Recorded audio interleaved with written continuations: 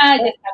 Querido Salvador Frausto, Jorge Meléndez, Marta Olivia López, ¿cómo están? Qué gusto saludarles, me da un enorme placer, es un privilegio estar aquí, ahora de este lado, y pues bueno, conversando con ustedes. ¿Cómo les va? Bien, con un aguacero tremendo, pero bien. Ya se soltó por acá, mi querido Jorge, también el aguacero. Bueno, pues hay varios temas sobre la mesa, pero yo les pediría que me ayudaran un poco a seguir desenredando esta madejita que empezamos a hacer pues con Manuel Vázquez, ¿no? Este diputado federal, mejor conocido como Mar, uno de los sobrevivientes.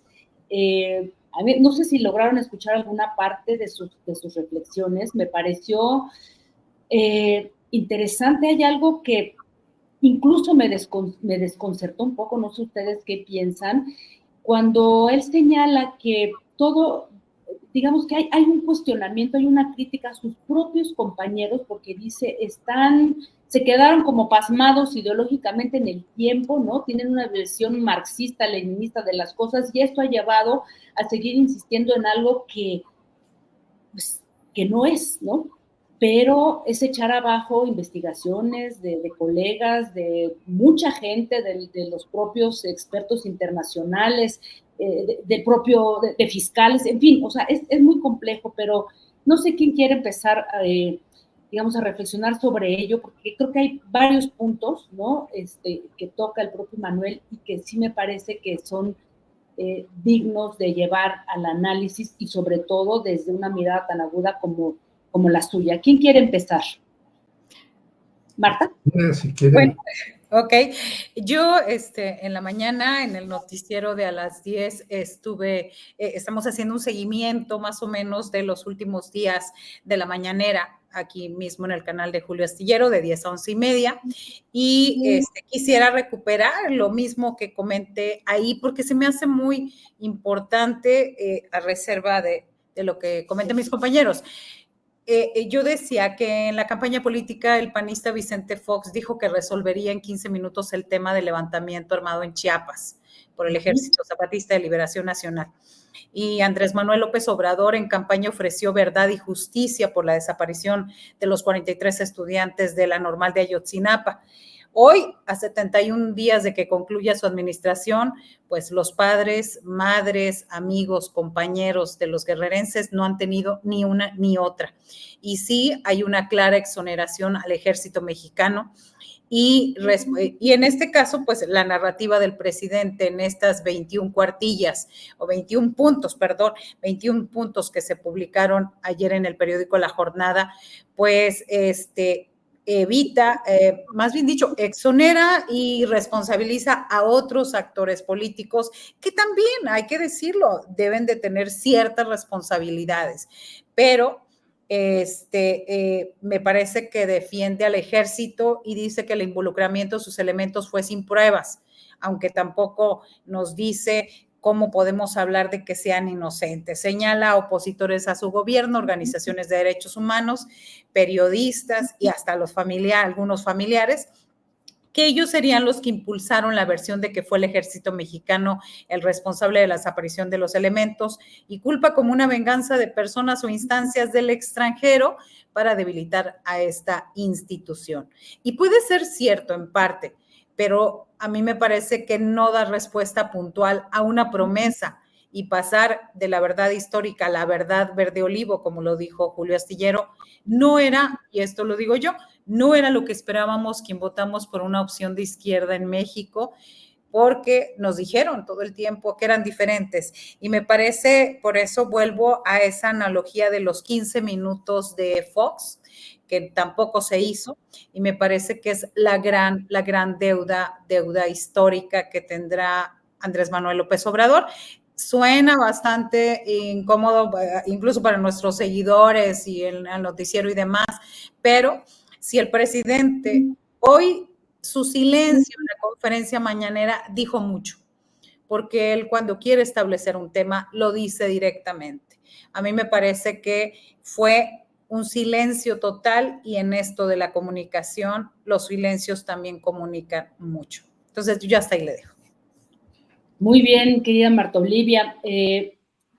A ver, Jorge, ¿es cierto que podrían estar involucrados intereses extranjeros? O sea, como dice Marta Olivia, podría ser, pero yo me pregunto, ¿la chinola? O sea, Vidulfo Rosales, que ha sido un acompañante de muchos años, digo, no podemos meter la mano al fuego por nadie, pero la chinola, el Centro Pro, Mario Patrón, su abogado.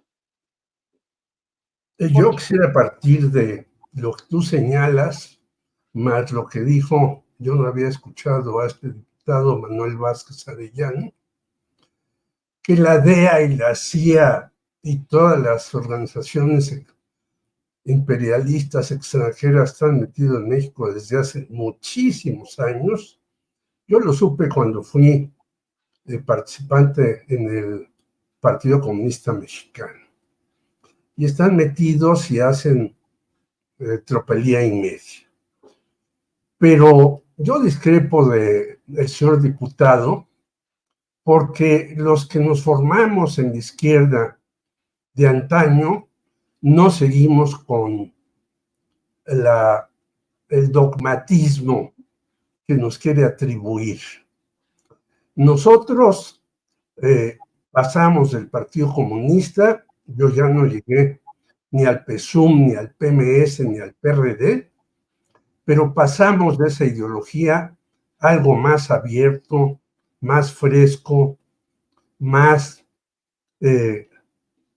con los tiempos actuales, en donde Zygmunt Bauman y Juan Carlos Monedero, por decir solamente dos nombres, son nuestros arquetipos, ya no sacar ni siquiera a Zizek y otros pensadores.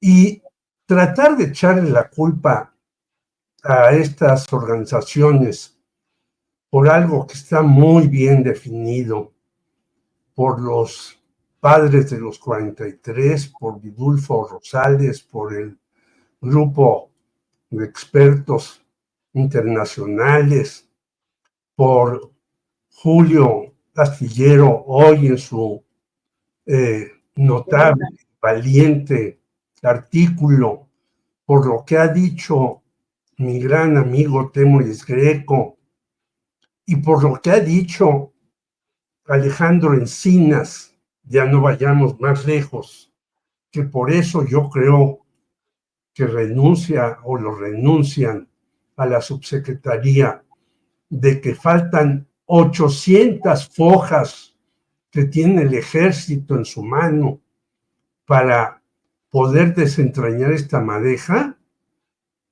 pues ahí está el quid del asunto. ¿Y por qué a estos militares que han agarrado, incluido generales, los han ido liberando para que desde su domicilio, estilo Lozoya y muchos más, puedan seguir en este asunto? Yo creo que es una cosa, y coincido con Marta Olivia, pero di estos antecedentes para que no se queden en el tintero, que hay que seguir, desde luego, diputado Manuel Vázquez Arellano, investigando. Pero la versión que se da, yo la rechazo profunda y totalmente. Muy bien, Jorge. Querido Salvador Frausto, a ver, tú desde el Departamento de Investigaciones Especiales, encabezas ahí en Milenio, bueno, han publicado varias cosas que han sido escritas por Temoris Greco, ¿no?, quien ha investigado ampliamente sobre el tema. ¿Qué decir?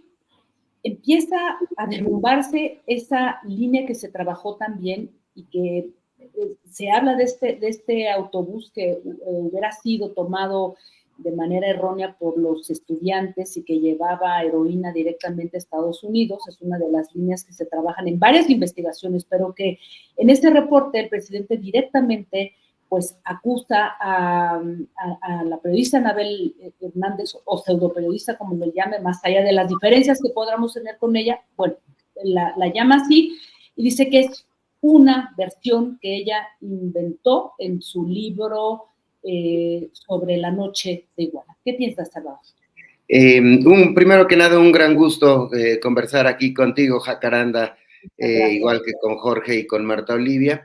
Y bueno, me parece que habría que mirar dos aspectos. Yo coincido con Marta Olivia y con Jorge, en primer lugar, que la principal deuda histórica que dejará el gobierno de López Obrador será no haber resuelto satisfactoriamente el caso Ayotzinapa. Los libros de historia que refieren mucho el presidente, que es incluso uno de los focos de atención más importantes para él, es decir, su motor para hacer política.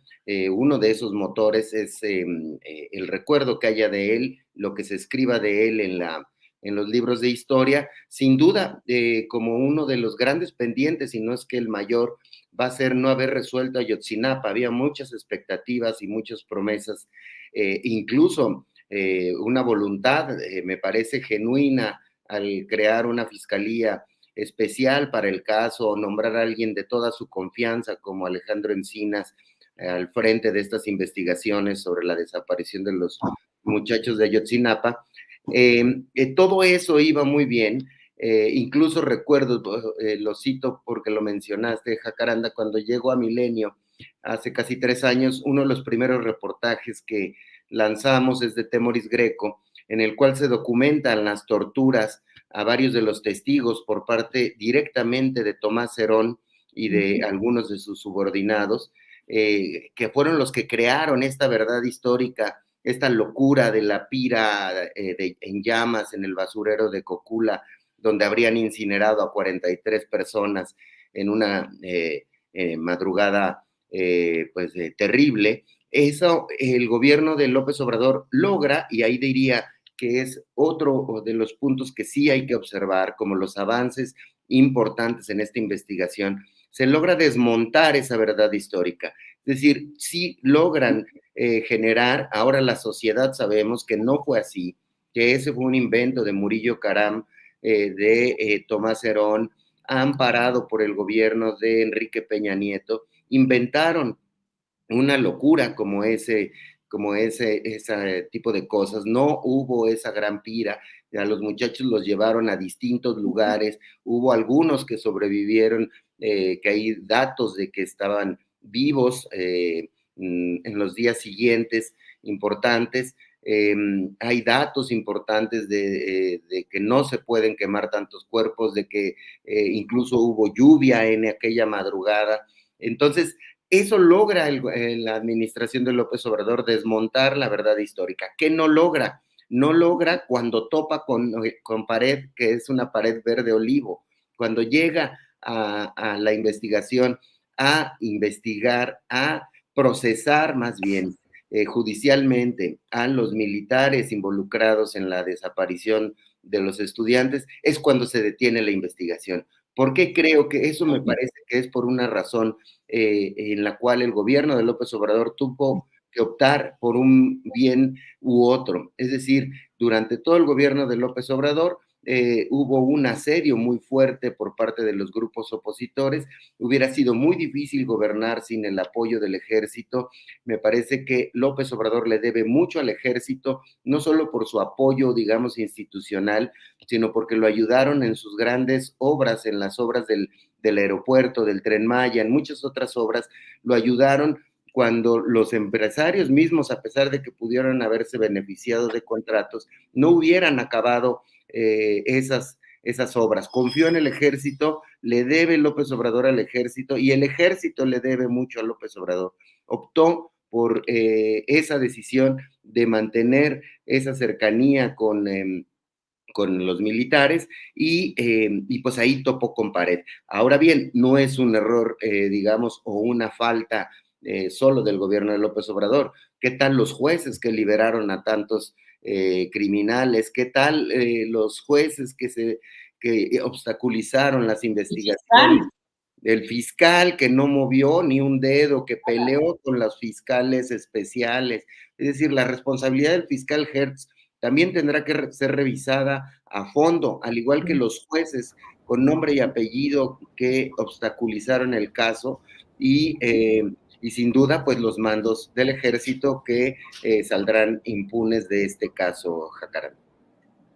Muy brevemente, déjeme poner una pregunta sobre la mesa por lo que acabas de comentar, Salvador, y por lo que comentó Manuel Arellano, diputado federal de Morena, mejor conocido como Mar, sobre algo que siempre es como esta reflexión a voces, ¿no? Conversaciones entre colegas, entre mucha gente, cuando nos preguntamos qué es lo que no vemos, ¿no? O sea, nosotros como periodistas, como observadores, observadoras de esta realidad, ¿qué no logramos ver que de alguna manera llevó a sacrificar, como lo dijo Manuel, al presidente López Obrador, digamos, esta defensa, ¿no?, del ejército por la gobernabilidad, por una transformación y por un cambio de régimen? ¿Qué es lo que ustedes creen que no estamos viendo, que de alguna manera tendríamos quizá que entender? Porque dice propio Manuel, es que creo que debería de haber más cooperación, ¿no?, frente a esta versión. Yo digo, bueno, pues depende desde dónde lo miremos. ¿Qué piensan ustedes? Marta Olivia. Sí, a mí me parece que al final creo que lo que pedimos, y también va la respuesta para un poco de lo que están haciendo los comentarios en el chat, que están bastante movidos. A ver, no se está, por el hecho de Ayotzinapa, no se está desacreditando todo un gobierno. Estamos hablando de una promesa de campaña y que en esa no se cumplió, ni verdad ni justicia. ¿Por qué? Porque hasta ahorita, hasta hoy, 22 de julio del 2024, no se sabe absolutamente nada en dónde quedaron los estudiantes, en dónde quedaron los restos y sobre todo esta verdad histórica que se había construido de la complicidad o el involucramiento del ejército. De pronto ya no aparece muchos datos acerca de esto. Entonces, y sobre todo se exime. A ver, tampoco estamos hablando, y perdón hacer el subrayado en este sentido, tampoco se está hablando que todo el ejército esté involucrado. Estamos hablando que hay mandos, que hay militares que estuvieron directamente involucrados y que hasta ahora lo que tenemos claro hasta el mes pasado, el 8 de mayo, es que todos están siendo liberados como presuntos responsables de la comisión de los delitos de delincuencia organizada y desaparición forzada. Estos son, lo contundente en estos momentos es que no se sabe de la investigación, que se evaden responsabilidades y que los militares están siendo liberados. Y que hay otro punto que acabas de comentar, Jacaranda, el papel del fiscal general de la República. A mí me parece que, ¿dónde está el fiscal? ¿Dónde nos informa de lo que ha avanzado en este caso? Nadie sabe dónde está. Parece que es el personaje más intocable de este sexenio. No, o sea, ya nos cansamos algunos en los motes y en las redes, Hertz Florero, no pasa nada.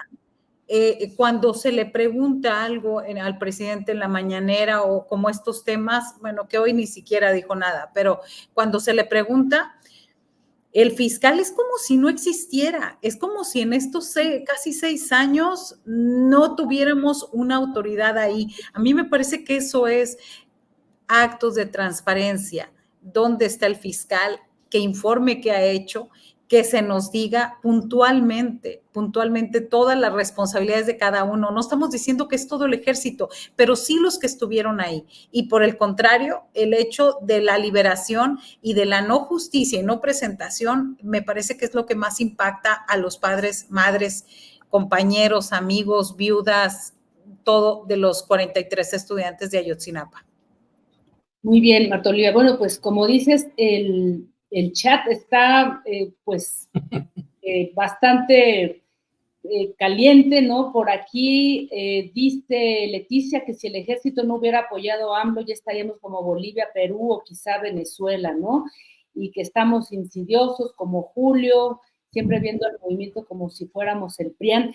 En fin, a ver, digo Jorge, que ¿qué respondemos, no? O sea, yo creo que a veces se vuelve complejo hablar estos temas porque se encienden los ánimos, se polariza la discusión y creo que es importante señalar lo que decía también Olivia, o sea, no estamos diciendo primero que todo el ejército puede haber estado implicado o que todo lo que se esté haciendo en este gobierno esté mal. Estamos hablando de un caso concreto que es una herida abierta y yo creo, mi querido Jorge, pues tú has vivido un pedazo de esta historia como militante desde la izquierda, ¿no? Un país que no cierra sus heridas de la historia y sobre todo casos de desaparición forzada, pues es un país que no puede mirar el futuro de una manera clara, ¿no? ¿Qué decir sobre todo esto y sobre lo que nos dicen ahora en el chat que está tan encendido, Jorge? Bueno, no estamos haciendo una crítica de que este sexenio no ha servido para nada, al contrario, tiene muchas cosas positivas, pero como cualquier sexenio tiene también cosas negativas y nosotros ponemos la mira en esto. Quienes dicen que, o pueden decir, yo no estoy viendo el chat, desgraciadamente, cosas que estamos tratando de derrumbar al gobierno, pues están mal. Y en efecto, nada puede ser de un solo color, pero hay que ver los matices. Nadie está acusando a todo el ejército. Yo quiero poner un ejemplo. El señor Marcelino García Barragán, que era secretario de Seguridad Nacional en 68, hizo un libro diciendo que los que dispararon en Tlatelolco fue el Estado Mayor Presidencial al mando de Luis Gutiérrez Oropeza y que el ejército en general, incluso y algunos testimonios de compañeros que estuvieron en Tlatelolco, yo por fortuna o por desgracia no estuve ahí, algunos compañeros decían que los soldados les decían agáchense, no se levanten, aquí hay una balacera tremenda, etc. Es decir, había soldados que cuidaban a los que estaban en la plaza de Tlatelolco contra el fuego del Estado Mayor Presidencial. Esto da idea de cómo está la situación, pero sí me parece que, por ejemplo, lo que hizo el presidente López Obrador de traer al señor Salvador Cienfuegos, quien no ha abierto la boca y puede estar implicado en estos casos de los 43, porque él era el secretario de la Defensa. Yo ya no voy a hablar del fiscal, porque hablar del fiscal ya es inútil. Un gobierno que aceptó que tuviéramos ese fiscal, porque propuso el señor López Obrador a ese fiscal, que no ha hecho nada de nada más que tratar de meter a la cárcel a personas cercanas a él por diferencias personales, pues no tiene ni caso hablar de él. Nadie está hablando que todo el ejército está metido ahí, pero sí una parte del ejército está metido en actividades inconvenientes. Yo diría, tiene razón Osvaldo Zavala cuando nos dice los cárteles no existen. Existen lugares en donde hay una complacencia de la policía, del ejército y de otras fuerzas armadas regulares a favor de los narcotraficantes. Y en este caso, una parte del ejército, recordemos el sexto camión, ya que hablaba Salvador correctamente de esto, que ha sido parte de que ahí van drogas, por eso saco a Osvaldo Zavala y los cárteles no existen, y que pues se perdió, se saben muchas cuestiones, pero no lo principal, a ver quién custodió ese camión, qué hicieron los militares, y además había dentro de los grupos de la Normal Isidro Burgos personajes infiltrados por el ejército, eso lo sabemos y no hay que dejarlo de lado. Por lo tanto, nosotros decimos, bueno, si hay personajes indeseables en cualquier corporación, llámese ejército, llámese policía, llámese gobierno, pues hay que tratar de limpiar ahí la mugre que está instalado en esos lugares para que un proceso como el que estamos viviendo pueda ser más limpio, acelerado y acorde con las necesidades populares que se han satisfecho muchos. Gerardo Esquivel, que escribe en Milenio, nos habla de los 100,000 ciudadanos que salieron de la pobreza gracias al gobierno de López Obrador. Eso no lo olvidamos, pero estamos hablando del caso más representativo de la represión que hubo en el gobierno de Peña Nieto y que López Obrador dijo que la resolvería. Muy bien, Jorge. Pues si les parece, para cerrar esta primera ronda, Salvador Frausto, cerremos, déjame decirte aquí en el chat, hay quien dice, bueno, Salvador Frausto ya mencionó que la historia señalará a AMLO por lo de Ayotzinapa y no por todos sus logros. Creo que no fue así lo que dijiste, ¿no? Parecería más bien opinión de un vidente que de un periodista, con todo respeto, ¿no? Y luego por aquí nos dice Laura Sánchez, es que todos hablamos y decimos y condenamos, pero nadie se pone los zapatos del presidente, no ha de ser nada fácil. Bueno, hacemos nuestra labor como periodistas, como observadores de la realidad. Entonces, ¿con qué cierras, querido Salvador? Sí, ciertamente la política es un continuum, un cambio constante de circunstancias y me parece que si bien es no como vidente, sino como un expediente pendiente del gobierno de López Obrador, quedará resolver, que no se resolvió a cabalidad o a satisfacción el caso Ayotzinapa.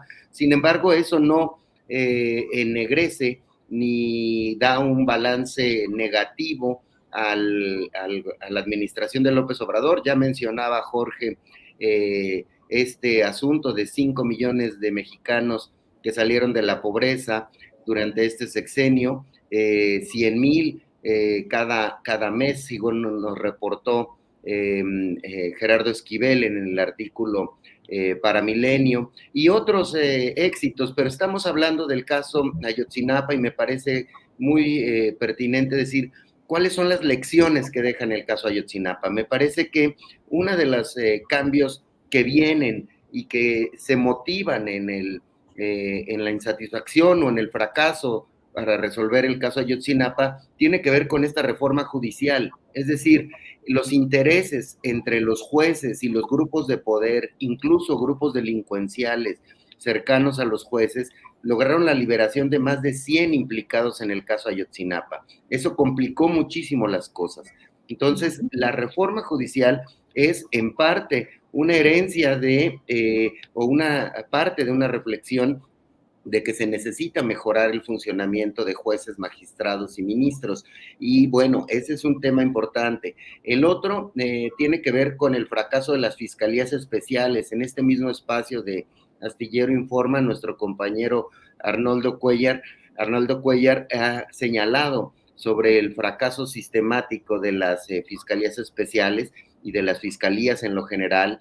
Me parece que también faltó capacidad técnica operativa en la Fiscalía Especial en sus distintos momentos, con sus distintas cabezas, y esa es una lección para el gobierno de Claudia Sheinbaum, que por lo pronto parece que está nombrando personas capacitadas en las áreas, en la mayoría de las áreas que está haciendo nombramientos, es decir, verdaderos expertos en los temas que les corresponde. Y en este caso las fiscalías necesitamos expertos que conozcan los laberintos de la justicia mexicana y que puedan llevar a buen puerto las órdenes de investigación, de aprehensión, que puedan integrar correctamente las carpetas para que sean procesadas de manera oportuna. Entonces, me parece que quedan estas lecciones. Uno, la necesidad de una reforma del aparato de justicia, la necesidad de gente experta en las fiscalías, de gente honesta y de gente preparada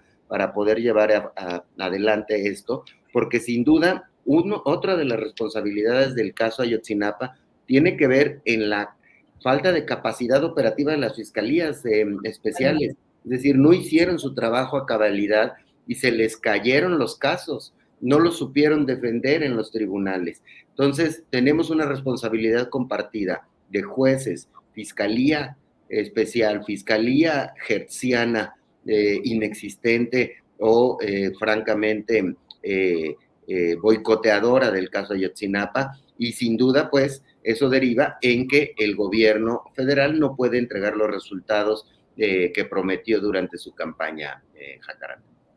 Pues muy bien, yo creo que, salvo que ustedes quieran agregar algo, me parece que es muy importante esta última reflexión con la que tú cierras, ¿no? O sea, el papel de todo este poder judicial es fundamental. Todo lo que se le cayó a la fiscalía de Gertz Manero, creo que hay que insistir en ello, ¿no? Porque creo que de ahí todo lo que se está discutiendo, reflexionando, justamente para avanzar en esa importante y urgente reforma judicial, ¿no? Yo creo que con esto podríamos cerrar, salvo que ustedes quieran agregar alguna otra cosa y en todo caso pasar a esto que nos trajo movidísimos el fin de semana, bueno, ayer, ¿no? Con esta renuncia deseable, pero no esperable, ¿no? De Biden. No sé cómo vieron ustedes todo esto, lo que viene y todas las implicaciones también para México, me parece, porque no es solamente que estamos mirando al país vecino nada más porque sí, ¿no? Yo creo que tiene muchísimas implicaciones y lo que significaría que el Partido Demócrata finalmente se decantara por Kamala Harris. A ver, Marta Olivia, ¿qué opinas? ¿Cómo viste todo esto con Biden que se baja de la contienda electoral? Sí, pues primero creo que Biden no se bajó, lo bajaron el poder económico de los Estados Unidos, las grandes empresas que manejan allá con esta amenaza y sobre todo con detener el flujo del dinero.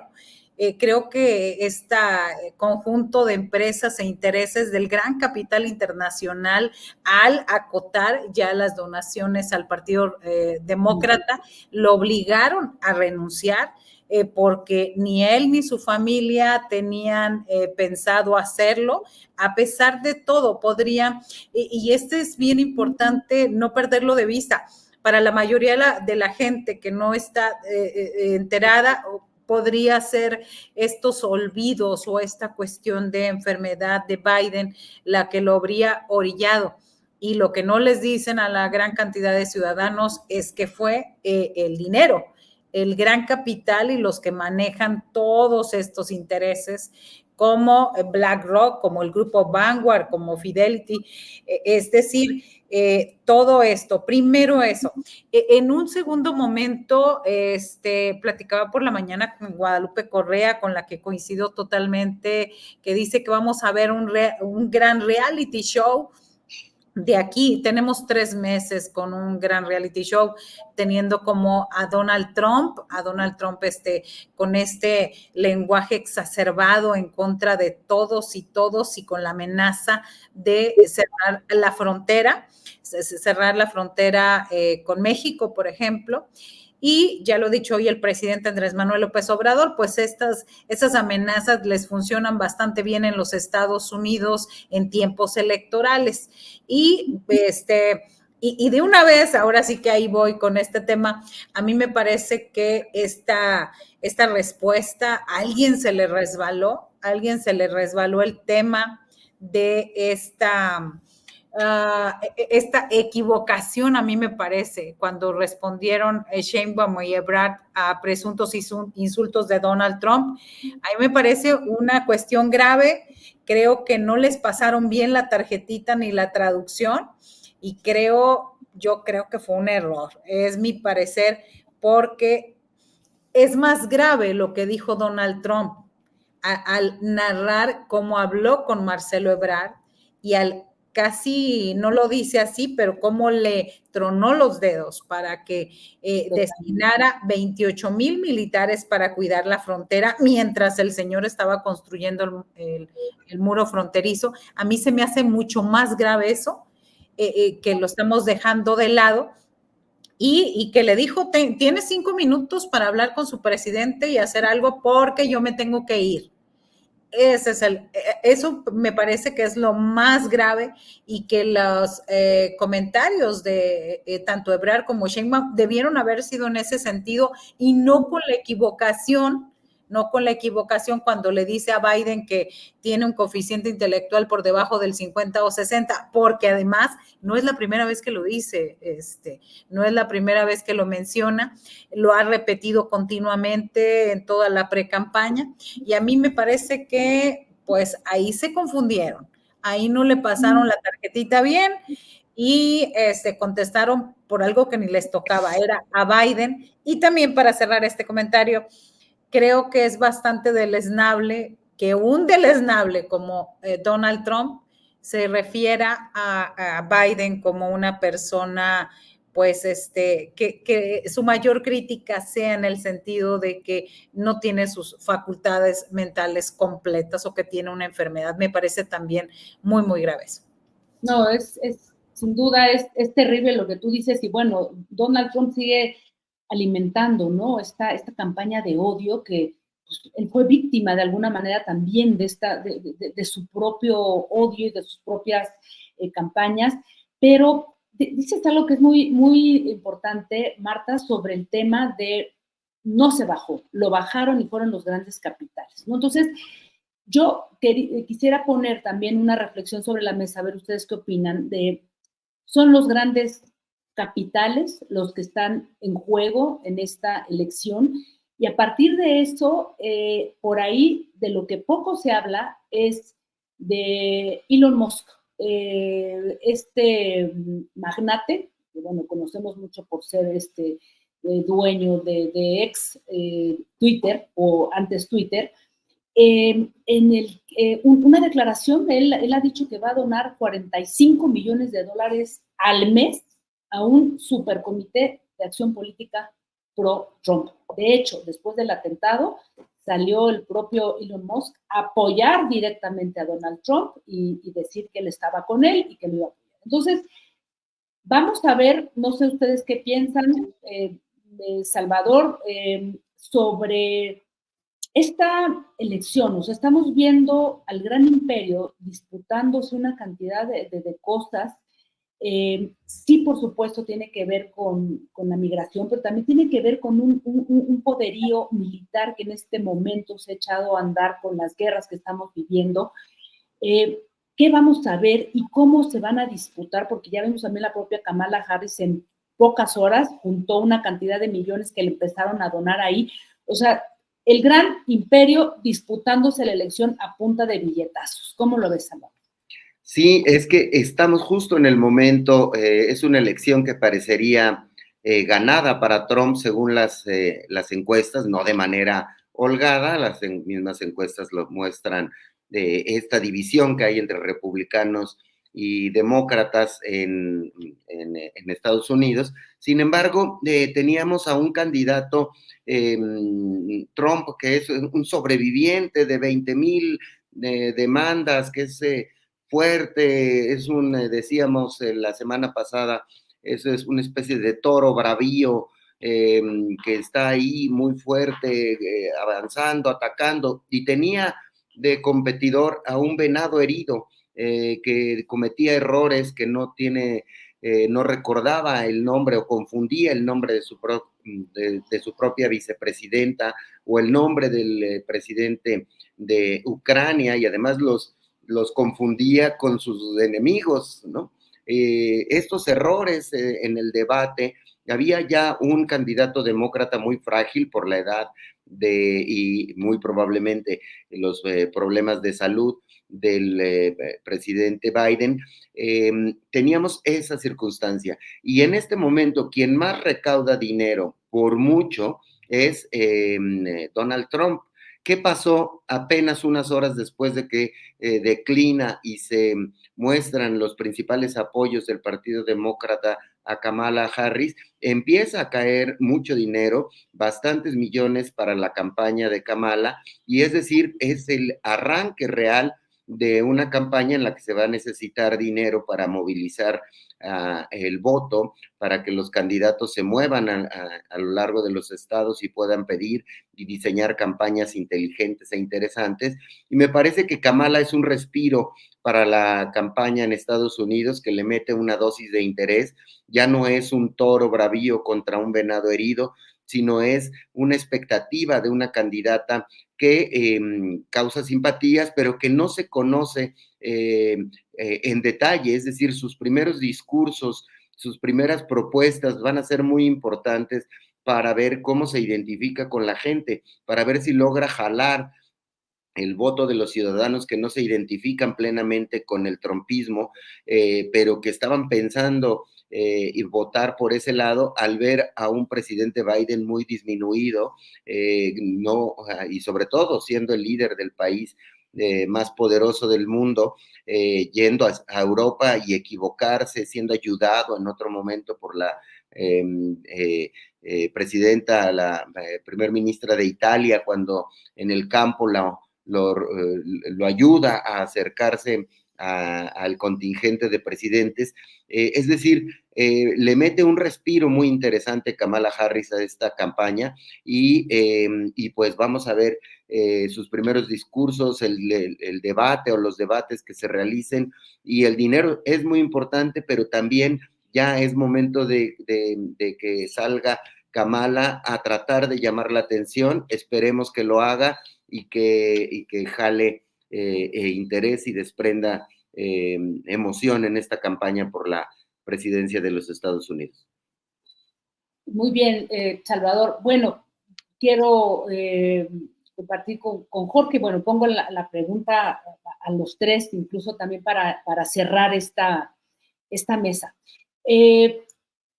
Yo te preguntaría, Jorge, me imagino que has visto un montón de cosas, has visto tantas en tu andar con las elecciones en Estados Unidos. Yo me preguntaba hace algunos días, porque hoy estamos hablando de que si Donald Trump pudiera ganar, ¿cómo es posible, no? O sea, el gran imperio hoy, más allá de todo este debate que vimos en torno a la edad, a los desaciertos de Joe Biden y de este atentado tan extraño de Donald Trump, lo que sí estamos viendo, contra Donald Trump, perdón, lo que sí estamos viendo es que es muy probable que gane un personaje como Donald Trump, que de alguna manera llegó al poder, a la presidencia la vez anterior, por un fraude a través de Cambridge Analytica, ¿no? O sea, todo lo que se investigó, que no es una cosa que estemos diciendo aquí, es algo plenamente investigado, llegó a través de mentiras, de un discurso de odio y polarizante. ¿De qué sirve todo, no? Y en algún momento lo conversaba con Julio, ¿de qué sirve tantas campañas, tantos llamados a la no desinformación o de señalar que la desinformación es uno de los grandes riesgos para las democracias occidentales si vamos a tener muy probablemente un presidente como Donald Trump que llegue al poder a pesar y además de haber sido acusado en la justicia por diferentes cosas? ¿Qué puede hacer el presidente? El gran imperio. Jorge. Yo primero quisiera decir que este asunto del dinero tiene varios decenios en Estados Unidos. Incluso algunos demócratas e investigadores dijeron hay que ponerle freno al dinero. Y la Suprema Corte de Justicia dijo no, este es el país de las libertades y el que tenga mayor dinero, puede gastarlo como le dé la gana. Lo que quiere decir que no hay democracia en Estados Unidos. Y, en segundo lugar, que es un imperio en bancarrota. Y eso lo demuestra su vicepresidente posible de Donald Trump. El señor J.D. Vance de Ohio lo escogieron porque está en el famoso cinturón del óxido en Estados Unidos. ¿Qué es este cinturón? Es toda la serie de fábricas que han cerrado en Estados Unidos porque la competencia china las ha obligado a cerrar. Y Donald Trump piensa que cerrando la frontera, que evitando que lleguen los migrantes, etcétera, etcétera, etcétera, va a volver a florecer Estados Unidos. Y está totalmente equivocado. Y el señor que acaba de renunciar, pues yo no sé, a pesar de que desde hace un montón de días se lo decía Barack Obama, se lo decía el señor Clinton, se lo decía hasta George Clooney, un actor que colaboraba, ya bájese, pero no, como es el ideario estadounidense, si Dios no me lo ordena o mi familia no me lo dice, seguiré aquí. Bueno, pues siguió cometiendo errores tras errores tras errores, hasta que el COVID y demás le dijeron ya, hasta aquí. Ahora, lo de la señora Kamala Harris todavía no está resuelto, pero porque hay la elección demócrata hace el 18 de agosto, si no me equivoco, y ahí puede, pues quizás haber una sorpresa, pero ahora la tenemos ya casi de candidata. Yo diría que la señora Kamala Harris ha hecho un buen papel en varias cuestiones. Ha atacado a los depredadores sexuales de frente. Es una partidaria del aborto, cosa que tanto Trump como Vance dicen que no hay que meterse en esos asuntos y que hay que dejar que cada quien lo haga. Por cierto, hay que festejar a Puebla, que hace poco puso el aborto como una posibilidad real en ese estado que es muy conservador. Y yo creo que se va a fluir mucho dinero para Kamala, pero no va a tener las posibilidades de triunfar. ¿Qué tendría que hacer esta señora si llegara a ser la candidata, que ya lo es ahora, pero tendrá que ser ratificada el 18 de agosto? Ir contra los puntos vulnerables de Donald Trump. Porque Donald Trump ya tiene no solamente en sus manos la candidatura, sino horror. Tiene en sus manos el Poder Judicial. Él ha puesto a 3 señores del Poder Judicial y una jueza lo acaba de liberar, que él también puso, de toda la serie de cuestiones de los materiales que se llevó de la Casa Blanca a la suya, a Mar-a-Lago, que, bueno, Dios mío, eso es una cosa terrible, que un presidente de un país crea que los documentos son suyos y se los puede llevar a su casa. Bueno, lo exoneró esta jueza. Así pues, yo creo que va a entrar en un ritmo diferente. Y quizá eso haga, porque no hay que olvidar que en la convención republicana habló un afroamericano y habló un latino. Y pareciera que el señor Trump está tratando de jalar a esas personas, a esas minorías, a su lado. Si Kamala Harris se pone muy firme y muy fuerte, puede tener algunas posibilidades. Ya sabemos que la elección no se gana por mayorías que voten, sino por delegados, y por eso también Vance va ahí, porque Ohio es uno de los que se llama estados columpio, que a veces vota republicano y a veces demócrata. Así pues, no está resuelta esta elección, pero se necesita mucho dinero y una fluidez mayor que la que no se le veía a Biden, no ahora, lo que hablaba Salvador. Bueno, desde hace meses se veía a este señor ya inútil y se aferraba. ¿Por qué en el Partido Demócrata lo dejaron? ¿Y por qué los financiadores lo dejaron? Yo no lo entiendo. Pero ojalá que Kamala o quien sea pueda poner en su lugar al señor Donald Trump. Muy bien, Jorge.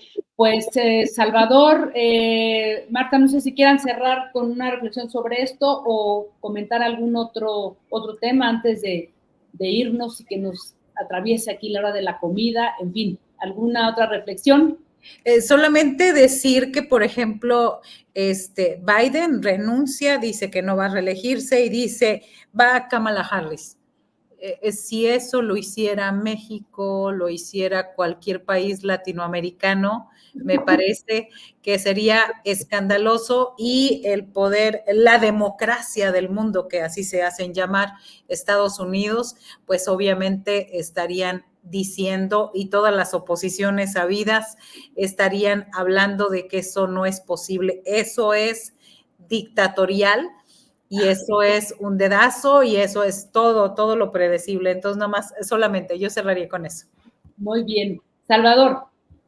Sí, pues solamente compartirles un reportaje de investigación que publiqué hoy junto con mi compañero Esteban David Rodríguez en Milenio, sobre la mansión francesa de un exdirectivo de CFE, que lo compró en la costa sur de Francia, por más o menos unos 9 millones de pesos, pero ahora valen casi 50 millones de pesos ese tipo de mansiones con piscina, y la compró 10 días después de que él otorgó una concesión de un gasoducto a una empresa de la cual él es accionista.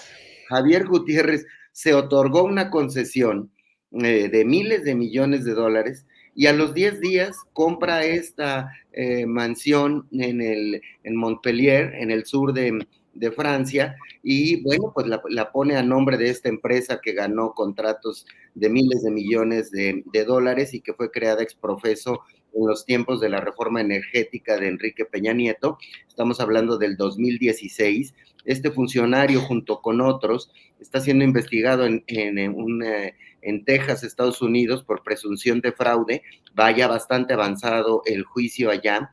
La CFE tiene demandado a este personaje, que se desempeñó como director de operaciones de CFE Internacional y como subdirector de modernización en tiempos de Peña Nieto, y pues nos muestra este tipo de asuntos, los grandes beneficios millonarios que enriquecieron a muchos funcionarios peñistas y a muchas empresas vinculados con el sector energético y con los gasoductos. Hoy revelamos esta investigación, y a las 8 de la noche en Milenio Televisión vamos a dar a conocer más detalles, incluidas tomas aéreas de la mansión de descanso de Javier Gutiérrez Becerril, y bueno, pues compartirles esta información, Jacaranda. Muy bien, pues ahí su humilde casa con piscina en Montpellier. Imagínate, nada más ahora estoy viendo este tremendo reportaje. Ex jefe de CFE compra casa en Francia con dinero no declarado. Pues hay que leerlo. Enhorabuena por esta investigación. Y bueno, pues yo quiero agradecerles, decirles que he estado muy contenta, un privilegio conversar con ustedes aquí, viendo a nuestro comandante en jefe, Julio Astillero, que anda por ahí resolviendo algunas cosas, y también celebrar, como ustedes lo dijeron, esa valiente pues columna que publicó hoy en la jornada. Muchas gracias, Marta, Salvador, Jorge, hasta luego. Abrazo a los tres y felicidades a Salvador, aunque me escribía Dominga, no me llegó. Ah, es cierto, también felicidades por Dominga, Felicito por el reportaje, pero No llega, Dominga. No llega, ahorita mismo te las hago llegar, Jorge. Nos las haces llegar. Sí, se las Ah, hago. qué bueno que... Tú le pones en Google Dominga y te despliega todo. Bueno, No, yo me suscribí a Dominga y Sí. a lo mejor me Julio, como habla la gente con Julio Astillero, me suscribo y me tengo que volver a suscribir. No, Felicidades debe a haber algún- Salvador y Sí, espero, claro. Dominga. Gracias. Claro que sí. Bonito proyecto, Abrazos. enhorabuena por haber logrado y esperemos ver mucha crónica, periodismo narrativo que tanta falta nos hace, mi querido Salvador, y tú por ahí tienes un camino andado, así es que ojalá que venga mucho más periodismo narrativo, más crónica, y enhorabuena por Dominga, que es uno de los suplementos dominicales, ¿no? Porque también está Laberinto ahí en Milenio. Así es. Muchas gracias, Jacaranda, Jorge, Marta. Buena semana. Hasta luego. Gracias, buena semana para todos.